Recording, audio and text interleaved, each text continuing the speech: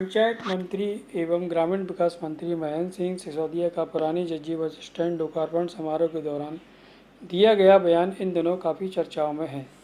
चर्चाएं इस रूप में है कि पंचायत मंत्री ने प्रधानमंत्री नरेंद्र मोदी की तुलना अकबर से की। बात आगे बढ़ाने से पहले पंचायत मंत्री के इस बयान को रेखांकित करना प्रासंगिक होगा जो उन्होंने कार्यक्रम के दौरान दिया था।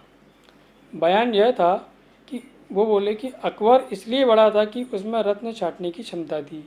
इसी कारण उनके दरबार में 9 रत्न आए और यही क्षमता प्रधानमंत्री मोदी में है।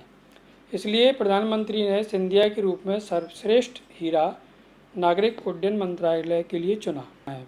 सिंधिया ने आज उस मंत्रालय को ऊंचाइयों तक पहुंचा दिया जो धरातल में दबा हुआ था।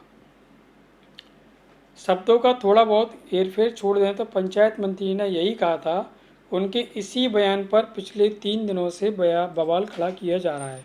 विरोधी इसे इस रूप में प्रचारित कर रहे हैं कि पंचायत मंत्री ने प्रधानमंत्री की तुलना अकबर से की। इन चर्चाओं को सुनियोजित तरीके से फैलाया जा रहा है। विरोधी इसे अपने अपने स्तर पर हर तरह से प्रचारित करने में लगे हुए हैं। के भाव को समझने की जो आवश्यकता है, न कि उनके शब्दों को पकड़कर बैठने की।